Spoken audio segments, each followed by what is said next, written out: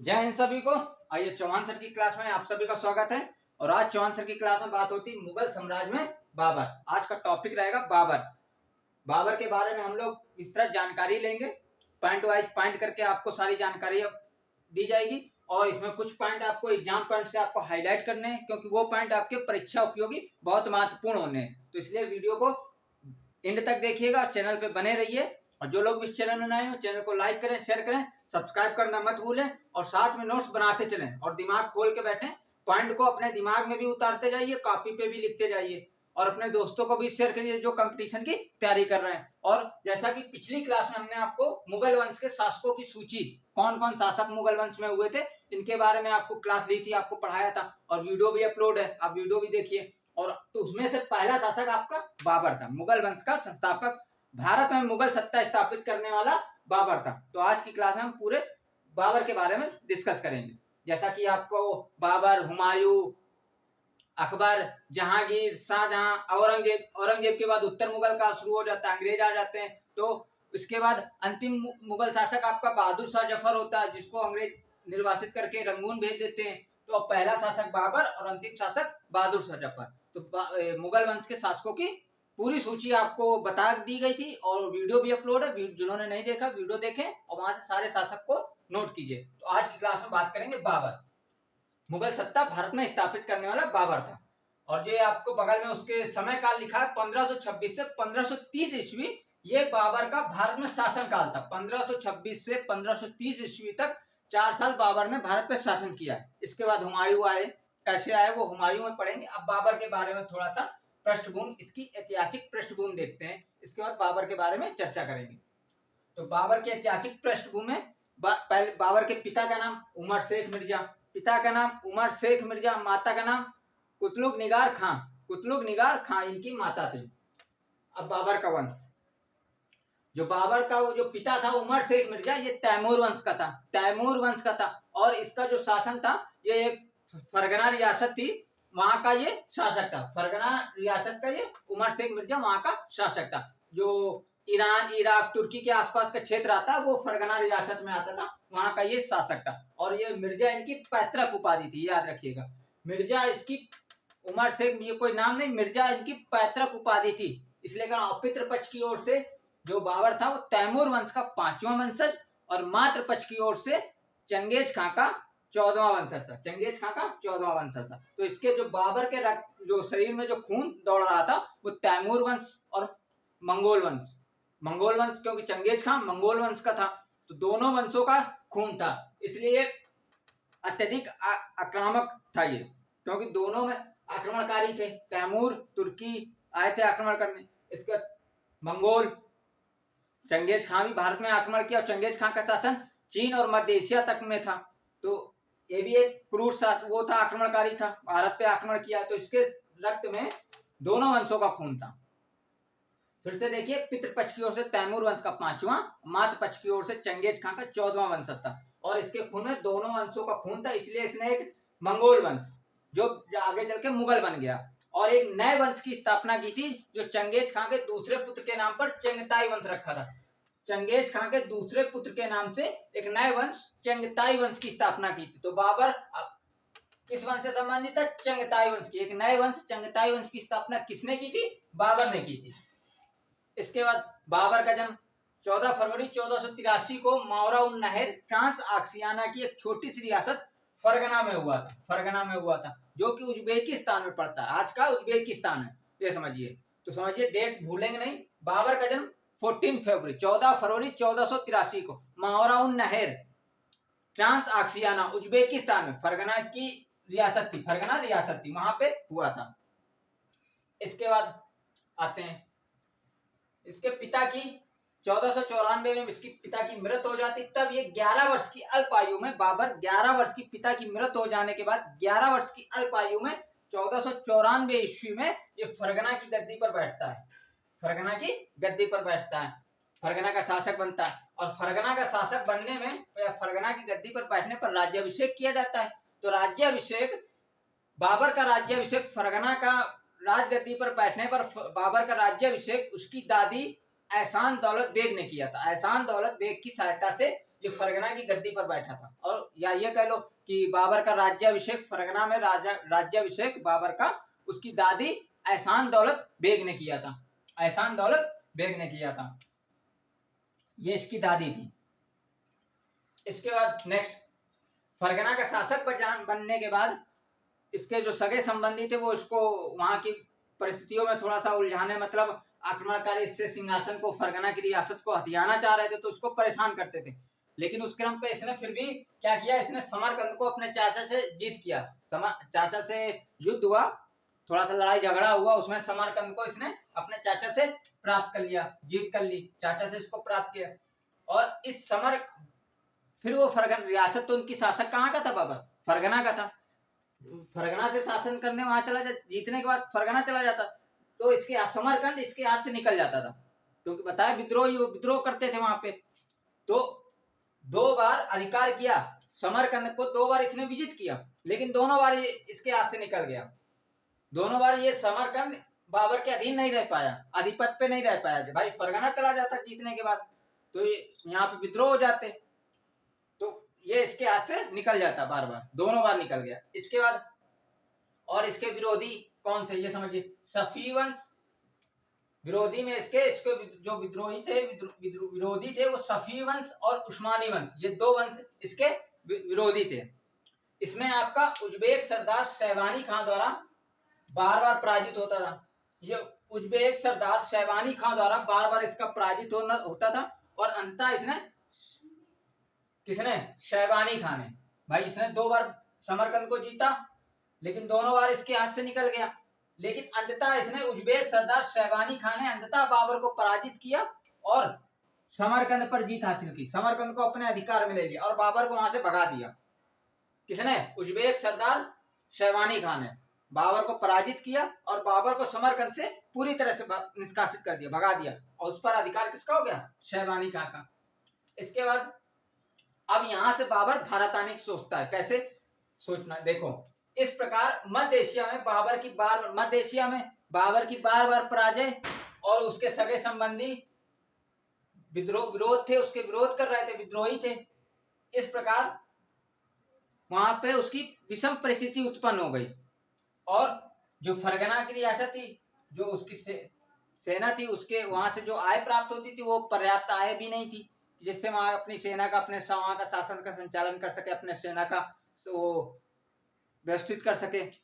तो इस कारण वो भारत आने का ध्यान आकर्षित करता है, भारत आने के लिए वो मन बना लेता है कि अब भारत की ओर बढ़ा जाए, क्योंकि समरकंद निकल ही चुका था हाथ से, शैबानी खान ने वहां से निष्कासित कर दिया गया था। इस क्रम में वो भारत की ओर आकर्षित, उसका ध्यान भारत की ओर बढ़ता है कि अब भारत की ओर आक्रमण किया जाए। तो अपने पैतृक फरगना को छोड़ के, पैतृक शासन को छोड़ के भारत की ओर कूच करता है। इस क्रम में वो 1504 ईस्वी में काबुल पर अधिकार करता है, काबुल पर आक्रमण करता है। 1504 ईस्वी में काबुल पर आक्रमण करता है और काबुल कंधार को अपने अधिकार में ले लेता है। ध्यान रखिएगा, 1504 ईस्वी में काबुल पर आक्रमण करता है, काबुल को अपने अधिकार पर ले लेता है। तो उसका जो साम्राज्य होता है वो काबुल कंधार पे, दोनों पे उसका आधिपत्य हो जाता है, किसका, बाबर का। और 1507 ईस्वी में वो बादशाह या पादशाह, मेन उपाधि थी पादशाह, फिर बाद में बन गई वो बादशाह, ये उपाधि धारण करता। और उसकी पैतृक उपाधि क्या थी, मिर्जा। इससे पूर्व वो मिर्जा की उपाधि धारण करते थे, लेकिन काबुल जीतने के बाद 1507 ईस्वी में वो बादशाह की उपाधि, जिसको ऑब्लिक में बादशाह भी कहते हैं, बाद में ये बादशाह आ गया, पहले बादशाह था, बादशाह ये उपाधि थी, फिर बादशाह बना ये। जैसे मंगोल वंश, मंगोल से क्या बन गया, मुगल। इस क्रम में ये 1507 ईस्वी में उपाधि धारण करता है, लेकिन पैतृक उपाधि इसकी मिर्जा की थी। ये हो गया आपका। तो ये था आपका भारत में बाबर को आने का उसका कारण क्या था, कैसे भारत आया, क्योंकि वहां पे उसको, उसके सगे संबंधी उसके विद्रोही थे, विरोध करते थे। और उसके बाद उज्बेक सरदार शैबानी खान ने उसको पूरी तरह से पराजित करके समरकंद से निष्कासित कर दिया। तो उससे जो भी फरगना की रियासत थी, वहां से जो भी अपने सेना को, अपने वहां के शासन को संचालन करने में जो भी आय होती थी वो पर्याप्त नहीं थी, तो उसने भारत की ओर उसका ध्यान आकर्षित किया। इसके बाद बाबर ने भारत पर जिस समय आक्रमण किया था, बाबर ने भारत पे जिस समय आक्रमण किया, उस समय भारत में बंगाल, मालवा, गुजरात, सिंध, कश्मीर, मेवाड़, दिल्ली, खानदेश, विजयनगर, बहमनी राज्य, ये स्वतंत्र राज्य थे। ये जो राज्य है बंगाल, मालवा, गुजरात, सिंध, कश्मीर, मेवाड़, दिल्ली, खानदेश, विजयनगर और बहमनी राज्य, ये राज्य एक स्वतंत्र राज्य थे जब बाबर ने भारत पे आक्रमण किया। और बाबर ने अपनी आत्मकथा बाबरनामा में, इसको एग्जाम पॉइंट हाईलाइट कीजिएगा, बाबर ने अपनी आत्मकथा बाबरनामा में 5 मुस्लिम शासक और 2 हिंदू शासक, 5, तो ये पूछा जाता है बाबर ने अपनी आत्मकथा बाबरनामा में कितने हिंदू शासक, 2 हिंदू शासक, कितने मुस्लिम शासक, 5 मुस्लिम शासक। कौन 5 मुस्लिम शासक? बंगाल, मालवा, दिल्ली, गुजरात और बहमनी राज्य, और 2 हिंदू शासक मेवाड़ और विजयनगर का उल्लेख किया है। तो बाबर ने अपनी आत्मकथा बाबरनामा में कितने मुस्लिम शासक? 5, और कितने हिंदू शासक? 2, मेवाड़ और विजयनगर शासकों का उल्लेख किया है। इसके बाद बाबर ने अपनी आत्मकथा बाबरनामा, ये पॉइंट बहुत पूछा जाता है, इसको बिल्कुल हाईलाइट कर लीजिएगा। बाबर ने अपनी आत्मकथा बाबरनामा में विजयनगर का शासक, हिंदू शासक, विजयनगर का हिंदू शासक कृष्णदेव राय को तत्कालीन शासकों में सबसे शक्तिशाली शासक बताया। तो पूछा जाता है कि बाबर ने अपनी आत्मकथा बाबरनामा में किस शासक को सबसे तत्कालीन शासकों में सबसे ज्यादा शक्तिशाली शासक बताया? तो कृष्णदेव राय को बताया। ये विजयनगर का शासक था कृष्णदेव राय। ये बहुत पूछा गया पॉइंट, ये एग्जाम पॉइंट से हाईलाइट होगा आपका, और हाईलाइट अच्छे से कीजिएगा कि बाबर ने अपनी आत्मकथा बाबरनामा में हिंदू शासक कृष्णदेव राय को, जो कि विजयनगर का शासक था, तत्कालीन शासकों में सबसे ज्यादा शक्तिशाली शासक बताया है। इसके बाद उत्तर पश्चिम भारत, उत्तर समझिए, उत्तर पश्चिम, ये हो गया उत्तर, ये हो गया पश्चिम। तो उत्तर पश्चिम भारत की तत्कालीन राजनीतिक परिस्थिति भारत में बाबर के प्रवेश के लिए उपयुक्त थी। क्यों थी समझिए। 1517 ईस्वी में सिकंदर लोदी की मृत्यु हो जाती है, और सिकंदर लोदी के बाद दिल्ली पर इब्राहिम लोदी का शासक होता है, इब्राहिम लोदी शासक होता है। और इब्राहिम लोदी एक, क्योंकि सिकंदर लोदी जो लोदी थे एक बड़े साम्राज्य को केंद्रीकृत करके गए थे, तो इब्राहिम लोदी एक बड़े केंद्रीकृत साम्राज्य की रचना में व्यस्त था, वहां उसको संभालने में उसको व्यस्त था, क्योंकि एक बड़ा साम्राज्य था, लोदी साम्राज्य बना के गए थे ये लोग, क्योंकि ऊपर गुलाम वंश से चलता आ रहा है, गुलाम वंश, तुगलक वंश, खिलजी वंश, तो इन्होंने एक केंद्रीकृत साम्राज्य की स्थापना की थी। उस केंद्रीकृत साम्राज्य को ये व्यवस्थित करने में लगा हुआ था, जिसने अफगान सरदार दौलत खान लोदी, ये पंजाब का सूबेदार था, और राजपूतों को सशंकित कर रखा था। इनको इनके अंदर ये भय बना रखा था इसने, किसने? इब्राहिम लोदी ने। कहां पे? पंजाब के सूबेदार दौलत खान लोदी और कुछ राजपूत इससे भय थे, भयभीत थे, सशंकित थे इनसे। इसके बाद अब पॉइंट आता ही है, बाबर को भारत आने का निमंत्रण किसने दिया? तो भारत आने का निमंत्रण पंजाब के सूबेदार दौलत खान लोदी ने, और इब्राहिम लोदी का चाचा आलम खान लोदी। बाबर को भारत आने का निमंत्रण किसने दिया था? पंजाब के सूबेदार दौलत खान लोदी ने, और इब्राहिम लोदी के चाचा आलम खान लोदी ने दिया था। क्यों दिया था? क्योंकि इनको लगा कि हम बाबर को भारत बुला के इसको इब्राहिम लोदी को मरवा के जो भारत की जो सत्ता है वो हम हथिया लेंगे, दिल्ली का सिंहासन हम हथिया लेंगे। लेकिन ऐसा कुछ नहीं हुआ, सब उल्टा पड़ गया। और बाबर ने अपनी आत्मकथा, इसको भी एग्जाम पॉइंट से हाईलाइट कीजिएगा। पहला पॉइंट, बाबर को भारत आने का निमंत्रण किसने दिया? पंजाब का सूबेदार दौलत खान लोदी, और इब्राहिम के चाचा आलम खान लोदी ने दिया। नेक्स्ट एग्जाम पॉइंट से हाईलाइट होगा, बाबर ने अपनी आत्मकथा बाबरनामा में ये उल्लेख किया है, ये वर्णित किया है, ये उल्लेख वहां बताया अपनी आत्मकथा में, लिखा है बाबर ने कि हमको भारत आने का निमंत्रण राजपूत शासक राणा सांगा ने दिया था। जैसे यहाँ पे लिखा राजपूत सशंकित थे, तो राजपूत में राणा सांगा थे। कहा जाए किसने लिखा है? बाबर ने। इसका कहीं और उल्लेख नहीं मिलता, ये सिर्फ आपको बाबरनामा में ही उल्लेख किया गया। बाबर ने लिखा है आत्मकथा बाबरनामा, तो बाबर ने लिखी थी। तो बाबर की लिखी हुई आत्मकथा बाबरनामा में बाबर ने ये उल्लेख किया है कि बाबर को भारत आने का निमंत्रण राणा सांगा से मिला था, राणा सांगा से मिला था आपको। इसके बाद अब भारत तो आ गए, भारत में आने को तो चुप बैठने वाला तो था नहीं कि भारत आके हम चुप बैठेंगे। तो भारत पे इसने आक्रमण किए, भारत पे आके इसने आक्रमण किए, और इस क्रम में इसने भारत पे 5 आक्रमण किए, और पानीपत की जो विजय थी वो इसकी 5वीं विजय थी। बाबर ने भारत पे 5 आक्रमण किए, 5 युद्ध लड़े और पानीपत की जो विजय थी वो बाबर की 5वीं जीत थी, 5वीं विजय थी। बाबर का पानीपत का जो युद्ध हुआ था वो 5वां युद्ध था। इससे पहले पहला समझिए, बाबर ने, इंपॉर्टेंट है, इसको एग्जाम से भी हाईलाइट होगा। पहला आक्रमण 1518 से 1519 ईस्वी में बाजोर पर किया गया था, बाजोर पर किया गया था। और इस बाजोर आक्रमण पर, बाजोर पर किए गए आक्रमण पे इसने भेरा के किले को जीता था, भेरा के किले को जीता था। और इसने अपनी आत्मकथा बाबरनामा में उल्लेख किया है, बाबरनामा में इसने ये भी लिखा है कि बाजोर के भेरा किले को जीतने के लिए, भेरा किले को जीतने के लिए इसने तोप और बारूद का प्रयोग किया था। सर्वप्रथम भारत में तोप और बारूद का प्रयोग किसने किया? बाबर ने किया। सर्वप्रथम तोप और बारूद का प्रयोग किस युद्ध में किया? बाजोर के युद्ध में किया। सर्वप्रथम तोप और बारूद का युद्ध किस किले को जीतने के लिए किया गया था? भेरा के किले को जीतने के लिए किया गया था। तीनों पॉइंट बता दिए। सर्वप्रथम भारत में सर्वप्रथम तोप और बारूद का प्रयोग किसने किया? बाबर ने किया। बाबर ने सर्वप्रथम तोप और बारूद का प्रयोग किस आक्रमण में किया था? बारोज पर आक्रमण किया था, तब किया था 1518 से 19 में। और किस किले को जीतने में? भेरा के किले को जीतने में किया, जिसका उल्लेख इसने अपनी आत्मकथा बाबरनामा में ये किया है, ये समझिए। इसका दूसरा आक्रमण 1519 में पेशावर पे होता है। तीसरा आक्रमण बाजोर पर, पुनः बाजोर पर होता है।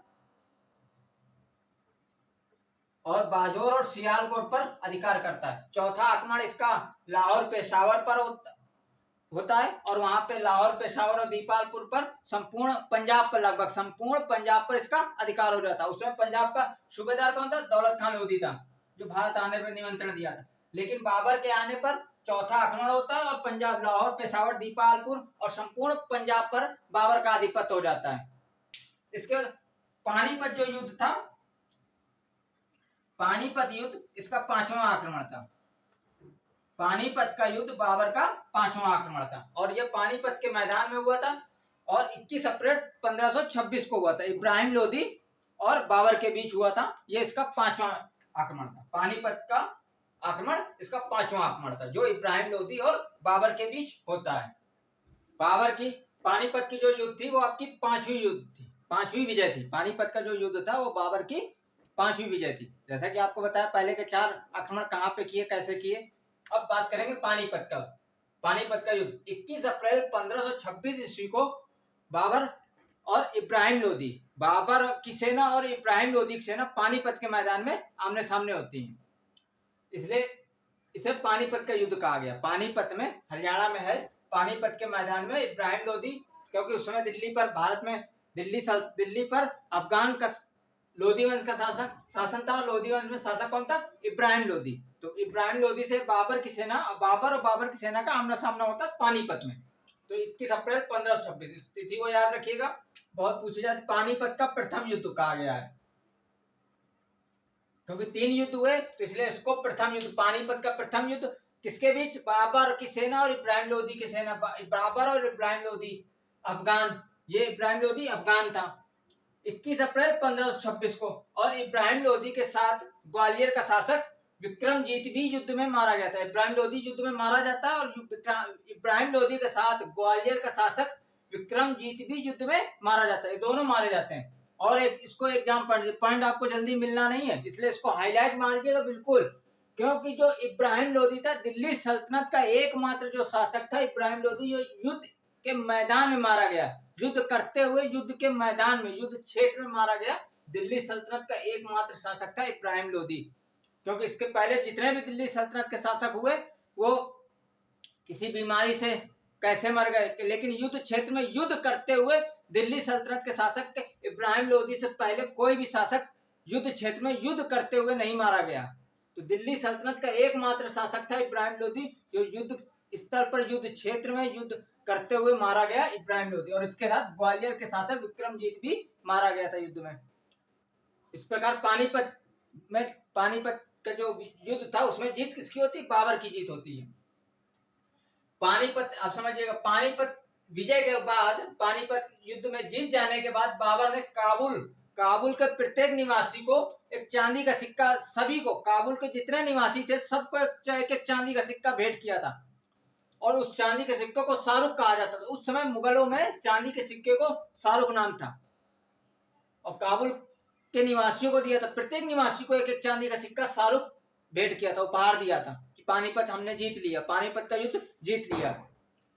और कलंदर की उपाधि धारण की थी। बाबर ने पानीपत के विजय उपरांत कौन सी उपाधि धारण की थी? कलंदर की उपाधि धारण की थी। पानीपत की विजय के उपरांत बाबर ने काबुल के प्रत्येक निवासी को कौन सा सिक्का दिया था? चांदी का सिक्का शाहरुख प्रत्येक निवासियों को उपहार दिया था, भेंट किया था। इसके बाद पानीपत के विजय के बाद, युद्ध के बाद जो जीत हो गई बाबर की, तो उसमें बाबर का जो नियंत्रण था वो दिल्ली और आगरा के संपूर्ण क्षेत्र में हो गया। दिल्ली का शासक आपका लोधी वंश का शासन था, तो दिल्ली और आगरा तक इनका शासन संचालन होता था। तो दिल्ली और आगरा के संपूर्ण क्षेत्र पे बाबर का अधिकार हो गया, नियंत्रण में आ गया, बाबर के नियंत्रण में आ गया। दिल्ली और आगरा क्षेत्र, संपूर्ण दिल्ली और आगरा क्षेत्र बाबर के नियंत्रण में आ गया पानीपत के विजय के बाद। और ये जब पानीपत की जीत हुई, इस पानीपत की जीत के बाद लोधियों ने जो दिल्ली में जो भी धनराशि को जमा किया था, इकट्ठा किया था, वहां से प्राप्त जो भी धनराशि थी, बाबर की आर्थिक स्थिति को, आर्थिक समस्या जो थी, बताया था काबुल में आय इसमें फरगना में था, आय कम होने के कारण वो अपने सेना का संचालन नहीं कर पा रहा था, अपने वहां के निवासियों को व्यवस्थित नहीं कर पा रहा था। तो इससे आर्थिक जो उसकी समस्या थी वो समाप्त हो गई। पानीपत की जीत, पानीपत के युद्ध में बाबर की जीत हो जाने से जो उसकी जो आर्थिक सबसे बड़ी समस्या थी, आर्थिक समस्या, उसकी ये समस्या समाप्त हो गई, क्योंकि लोधियों ने बहुत सा धन जमा कर रखा था। इसके बाद बाबर की जो पानीपत की विजय का मुख्य कारण क्या था, इसको बहुत पूछा जाता है। बाबर की पानीपत की विजय का मुख्य कारण उसका तोपखाना और कुशल सेनापतित्व था। वो एक तोपखाना लेके चलता था और एक उसका जो सेनापतित्व, जो सेना को व्यवस्थित करना, सेनापतित्व करना, वो भी उसका कुशल था। इससे इब्राहिम लोदी से अच्छा था। तो इस कारण उसके पानीपत की विजय का कारण उसका तोपखाना और कुशल सेनापतित्व था। नेक्स्ट पॉइंट, एग्जाम पॉइंट से हाईलाइट होगा ये भी। पानीपत के प्रथम युद्ध में बाबर ने उज्बेकों की युद्ध नीति, उज्बेकों से सीखी युद्ध नीति तुलगमा पद्धति और तोपों को सजाने की पद्धति उस्मानी पद्धति, जिसको रूमी विधि भी कहा जाता है, इसका प्रयोग किया था। पानीपत के प्रथम युद्ध में बाबर ने उज्बेकों की युद्ध नीति तुलगमा पद्धति और तोपों को सजाने की पद्धति उस्मानी पद्धति, जिसको रूमी विधि भी कहा जाता है, इन पद्धतियों का प्रयोग किया। अब समझिए उस्मानी विधि क्या था। उस्मानी पद्धति जो थी, रूमी विधि, उसमें क्या था, दो गाड़ियों के बीच एक व्यवस्थित जगह छोड़कर उसमें तोप को रखकर चलाया जाता था। दो गाड़ियों के बीच में व्यवस्थित जगह छोड़कर बीच में तोप को रखकर चलाते थे। ये आपकी उस्मानी विधि थी। और इस उस्मानी विधि का उस्मानियों ने बताया, जैसा कि शुरुआत में बताया, किसके विरोध, सफवी वंश और उस्मानी थे, दो विरोधी थे। तो उस्मानियों ने सफवी वंश के शासक शाह इस्माइल के खिलाफ इस उस्मानी पद्धति का प्रयोग किया था। किसने? उस्मानियों ने सफवी वंश के शासक शाह इस्माइल के खिलाफ उस्मानी विधि का, उस्मानी पद्धति का, रूमी विधि का प्रयोग किया था। क्या था? दो गाड़ियों के बीच व्यवस्थित जगह को छोड़कर तोप को रखकर चलाने की विधि थी ये। इसका तुलगमा पद्धति ये थी कि घूमकर, तुलगमा पद्धति देखो, एक सेना की टुकड़ी आगे भेजकर और पीछे की सेना की टुकड़ी को घूमकर पीछे से वार करना। मतलब सेना की एक टुकड़ी जा रही है जिससे दुश्मन को लगे कि संपूर्ण सेना हमारी तरफ आ रही है, लेकिन ऐसा नहीं, कुछ सेना को आगे भेजकर और बीच की सेना को पीछे से घुमाकर आक्रमण करना, ये तुलगमा पद्धति था। इन पद्धति का उसने प्रयोग किया था पानीपत के मैदान में। इसके बाद पानीपत का युद्ध जो हुआ बताया, तो उसने उसकी जो विजय थी उसका तोपखाना कुशल सेनापति, जो तोपखाने का नेतृत्व पानीपत के मैदान में, जो बाबर की तोपखाने का जो नेतृत्व कर रहा था, वो उस्ताद अली और मुस्तफा खान, ये योग तुर्की सेना इसके सैनिक थे। पानीपत के युद्ध में तो बाबर की तोपखाने का नेतृत्व उस्ताद अली और मुस्तफा खान ने किया था, जो इसकी सेना के योग्य सैनिक थे। इसके बाद इब्राहिम लोदी के पराजय का क्या कारण था? पराजय क्यों हुई थी इब्राहिम लोदी? इब्राहिम लोदी की पराजय का कारण अकुशल सेनापति, सबसे बड़ा तो अकुशल सेनापति, तो जो इसका सेना को जो नेतृत्व कर रहा था वो सही नहीं हुआ। इसके बाद एकता का अभाव, दूसरा अफगान सरदारों का विरोध था। जैसा कि आपको बताया कि बाबर को भारत आने का निमंत्रण अफगान सरदार पंजाब का सूबेदार दौलत खान लोदी और उसके ही इब्राहिम लोदी के चाचा ने ही आलम खान लोदी ने बाबर को भारत बुलाया था। तो अफगान सरदारों का विरोध भी था और दूसरा अकुशल सेनापतित्व था, एकता का अभाव था। इसके बाद पानीपत की जीत के बाद बाबर बताया राजपूत भी सशंकित थे, तो राजपूतों पर भी उसका अधिकार करना था, तो राजपूतों के विरुद्ध उसने आक्रमण किया। इस आक्रमण में उसने खानवा पे राणा सांगा की सेना का आमना सामना होता है। बाबर और राणा सांगा की सेना का आमना सामना खानवा के मैदान में होता है। खानवा आपका आगरा से 40 किलोमीटर दूर, आगरा से 40 किलोमीटर दूर स्थित है। और 17 मार्च 1527 ईस्वी को 17 मार्च 1527 ईस्वी को खान बाबर की सेना और राणा सांगा की सेना खानवा के मैदान में आमने सामने होती है, और ये खानवा का युद्ध कहलाता है। तो 1526 में पानीपत, 21 अप्रैल 1526 को पानीपत, 17 मार्च 1527 ईस्वी को खानवा का युद्ध, जिसमें बाबर और राणा सांगा की सेना आमने सामने होती है। अब देखो खानवा के पॉइंट, इसको एग्जाम पॉइंट से हाईलाइट होगा। खानवा के युद्ध में बाबर ने अपने सैनिकों का मनोबल बढ़ाने के लिए, अपने सैनिकों का मनोबल बढ़ाने के लिए जिहाद का नारा दिया था। जिहाद का नारा दिया था। जिहाद का नारा सबसे पहले भारत में जिहाद का नारा किसने दिया था? बाबर ने दिया था। कब दिया था? किस युद्ध में? खानवा के युद्ध में। अपने सैनिकों का मनोबल बढ़ाने के लिए। जिहाद मतलब इस्लाम की रक्षा के लिए, इस्लाम की रक्षा के लिए धर्म युद्ध कर रहे हैं हम, इस्लाम की रक्षा के लिए धर्म युद्ध कर रहे हैं। इस प्रकार का नारा किसने दिया? बाबर ने दिया। इसके बाद और दूसरा काम किया, मुसलमानों पर लगने वाले तमगा नामक कर को, मुसलमानों पर लगने वाले तमगा नामक कर को समाप्त किया बाबर ने। इससे मुसलमान, इसकी सेना का मनोबल बढ़ गया और युद्ध में टूट पड़े राणा सांगा पे। खानवा की विजय उपरांत बाबर ने, जब जीत हो गई खानवा के मैदान में, तो जीत हो जाने के बाद बाबर ने खानवा के युद्ध का जीता, और जीत उपरांत, विजय उपरांत बाबर ने गाजी की उपाधि धारण की। गाजी की उपाधि धारण की। गाजी का अर्थ होता है योद्धा और धर्म का प्रचारक, एक कुशल योद्धा और धर्म का प्रचारक, इस प्रकार की उपाधि धारण की। इसके बाद इतिहासकार आशीर्वाद लाल श्रीवास्तव ने बताया कि बाबर और राणा सांगा की सेना का अनुपात 1:2 में था, जो कि एक तर्क संगत है। सेना का अनुपात, जो राणा सांगा की सेना थी वो बाबर की सेना से दुगनी थी, उसके बाद भी राणा सांगा हार जाते हैं।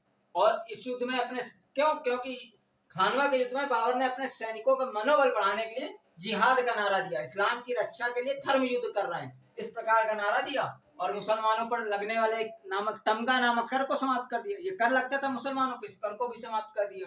इससे मुसलमान में उत्साह बढ़ गया, मनोबल बढ़ गया, उत्साह बढ़ गए, तो एकदम से टूट पड़े इनके राणा सांगा की सेना पर। और खानवा की विजय के उपरांत बाबर ने गाजी की उपाधि धारण की थी। इसके बाद खानवा का हो गया। अब चंदेरी का युद्ध होता है। चंदेरी का शासक मेदिनी राय होता है। चंदेरी का शासक मेदिनी राय होता है। और ये क्या कहते हैं, 29 जनवरी 1528 ईस्वी पर चंदेरी पर बाबर आक्रमण करता है। 29 जनवरी 1528 ईस्वी पर चंदेरी पर बाबर आक्रमण करता है, और चंदेरी का शासक मेदिनी राय पराजित होता है। और इस चंदेरी के युद्ध जीत जाने के बाद बाबर का जो क्षेत्र होता है वो मालवा के तक फैल जाता है। मालवा पर भी उसका अधिकार हो जाता है, मालवा तक पहुंचने का रास्ता खुल जाता है, फिर मालवा पर अधिकार करता है। और इस चंदेरी के युद्ध में भी बाबर ने जिहाद का नारा दिया। इस युद्ध में भी उसने जिहाद का नारा दिया। और चंदेरी के युद्ध में राजपूत स्त्रियों ने जौहर व्रत किया था। चंदेरी के युद्ध में राजपूत स्त्रियों ने जौहर व्रत किया। और इस चंदेरी के युद्ध में कहा जाता है कि चंदेरी के युद्ध में मेदिनी राय को पराजित करता है और युद्ध में मारा जाता है मेदिनी राय। और यहाँ पे बताया जाता है कि बाबर ने चंदेरी के युद्ध में राजपूतों के सिरों की मीनारें बना दी थी। इतने सर काटे थे इसने कि राजपूतों के सिरों की मीनारें बन गई थी, इतने सिर काटे थे। और जो राजपूत स्त्रियों ने जौहर व्रत किया था। इसके बाद नेक्स्ट घाघरा का युद्ध 1529 में, 6 मई 1529 में घाघरा का युद्ध होता है। इसमें बिहार और बंगाल की संयुक्त अफगान सेना और एक तरफ बाबर की सेना होती है। घाघरा का युद्ध होता है जिसमें बिहार और बंगाल की संयुक्त अफगान सेना को बाबर पराजित करता है। कब? 1529 में, 6 मई 1529 ईस्वी को घाघरा के युद्ध में बिहार और बंगाल की संयुक्त अफगान सेना को पराजित करता है। और ये इंपॉर्टेंट रखता है, पानीपत का युद्ध इंपॉर्टेंट नहीं रखता। पानीपत का जो युद्ध हुआ था वो इब्राहिम लोधी और बाबर के बीच होता। पानीपत की विजय, बाबर की विजय से, इस पानीपत की विजय से बाबर की जो विजय हुई वो लोधियों के भाग्य को डिसाइड करता है। पानीपत की जो विजय है वो लोधी के भाग्य को निश्चय करता है कि लोधी का भाग्य कैसा होगा। लेकिन ये जो घाघरा का युद्ध हुआ था 1529 ईस्वी में, जिसमें बिहार और बंगाल की संयुक्त अफगान सेना को बाबर ने पराजित किया, इस घाघरा के युद्ध में बाबर का बाबर का भारत में स्थायी रूप से नियंत्रण या वो उसका स्थायी रूप से उसका रहना ये निश्चय करता है। घाघरा का युद्ध ये निश्चय करता है भारत में अब बाबर का जो अधिकार है वो स्थायी रूप से हो गया। अब उसका कोई विरोधी नहीं है, कोई विद्रोह करने वाला नहीं, कोई विरोध करने वाला नहीं है। अब उसका बाबर का भारत में स्थायी रूप से नियंत्रण हो गया, भारत पे पूरा अधिकार हो गया, स्थायी रूप से भारत पर बाबर का अधिकार हो गया। ये निश्चय कौन किया? 6 मई 1529 को घाघरा के युद्ध में होता है।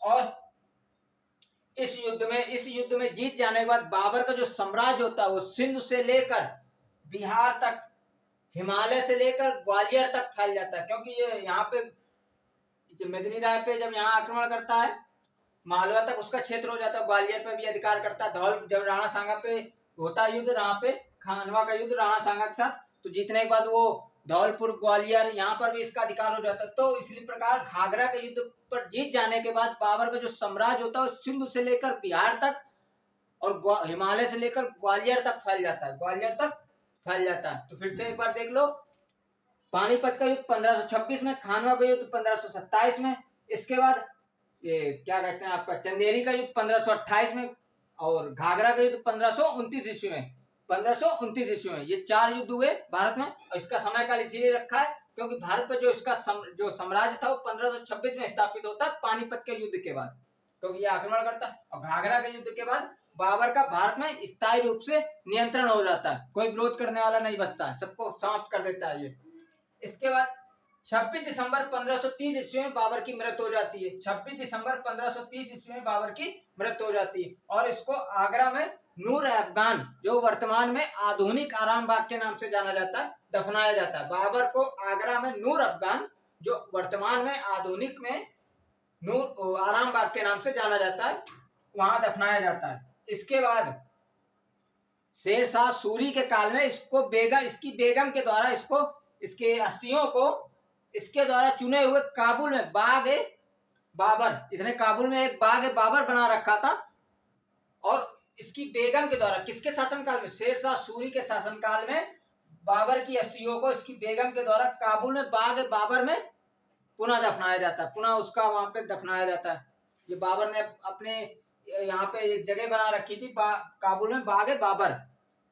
जब मृत्यु होती है तो इसको आगरा में नूर अफगान में, जो वर्तमान में आराम बाग के नाम से जाना जाता है, लेकिन बाद में इसकी बेगम के द्वारा, इसके ही द्वारा चुने गए स्थान काबुल में बाग बाबर में दफनाया जाता है। और वो किसके शासनकाल में? शेरशाह सूरी के काल में। तो ये आपके बाबर थे। बाबर की ऐतिहासिक पृष्ठभूमि हो गई। बाबर ने भारत में आके इस प्रकार इसने आक्रमण किया, ये युद्ध किए। पानी 1526 में पानी, फिर खानवा का युद्ध 1527 में, पानी खाना हो गया। चांद हो गया चंदेरी 1528 ईस्वी में। घर से हो गया घाघरा, तो 1529 ईस्वी में घाघरा का युद्ध। तो पानी, खाना, चांदगढ़, फिर मर जाना, 1530 में मर गया। समझिए, पानी, खाना, चांदगढ़, फिर मर जाना। तो पानीपत युद्ध 1526 में, खानवा का युद्ध 1527 में, चंदेरी का युद्ध 1528 में, घर से घाघरा का युद्ध 1529 में, फिर मर गया 1530 ईस्वी में। ये मर गया क्योंकि समय काल 1526 से 1530 ईस्वी तक था। तो 30 ईस्वी में मर जाता है। आगरा में इसके नूर अफगान में इसको दफनाया जाता है, लेकिन काबुल में इसी के द्वारा चुने गए स्थान बाग बाबर में इसकी बेगम के द्वारा वहां दफनाया जाता है। उस शासनकाल शेरशाह सूरी के समय दफनाया जाता है, शेरशाह सूरी के शासनकाल में इसको दफनाया जाता है। तो ये आपके बाबर हो गए।